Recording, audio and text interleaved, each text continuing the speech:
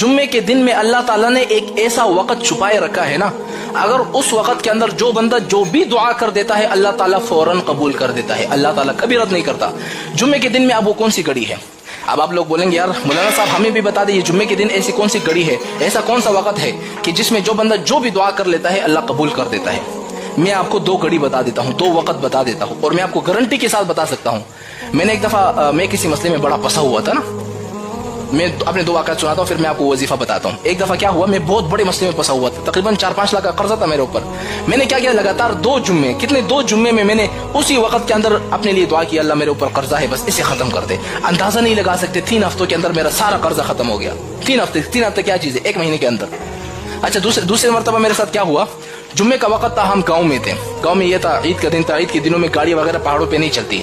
अब हम लोग परेशान थे यार, अब घर कैसे जाएंगे। हमने जुम्मे की नमाज पढ़ी वहां पर गांव में, असर का वक्त था।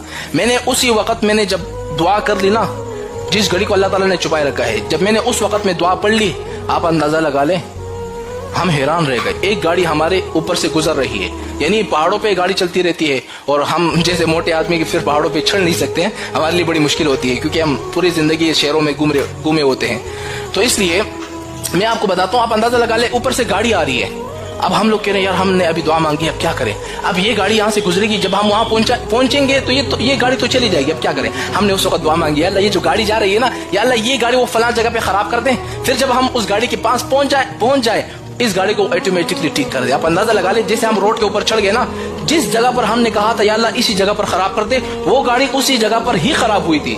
सुभान अल्लाह, खुदा की कसम उसी जगह पर। हम हैरान रह गए। हम जैसे ही उस गाड़ी के करीब पहुंच गए वो गाड़ी स्टार्ट हो गई, सही हो गई, खुदा की कसम। फिर मैं हैरान रह गया, वाकई जुम्मे के अंदर में अल्लाह ताला ने घड़ी छुपाए रखी है। मैं आपको बताता हूँ भाई, जुम्मे के अंदर में एक घड़ी है। अब वो घड़ी कौन सी है?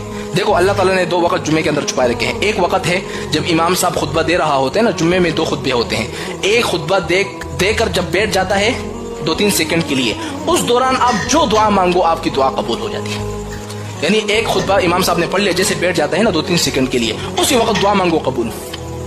अच्छा दूसरा वक्त कौन सा है जो अल्लाह ताला ने घड़ी छुपाई रखी है, आपकी दुआ कबूल होगी। दूसरा वक्त है जुम्मे के दिन असर की नमाज के बाद अपनी जगह से आपने उठना नहीं है। जैसे आपने नमाज पढ़ ली उसी जगह पर आपने बैठ जाना है और उसी वक्त आपने जो भी दुआ मांग ली ना, आपकी दुआ फौरन कबूल हो जाएगी।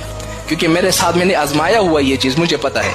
आप आजमा कर देख लो, जुम्मे के दिन जब आ जाए ना, जुम्मे के दिन 2 खुतबे के दरमियान दुआ पढ़ लो और असर के बाद अपने लिए जो दुआ मांगो, कबूल ना हुई ना, फिर आप मुझे कह सकते हो कि मौलाना साहब आप तो झूठ कह रहे हैं। अगर कबूल हो गई बस हमें दुआएं करते रहना कि मौलाना साहब ने हमें 2 वक्त बता लिए, 2 घड़ी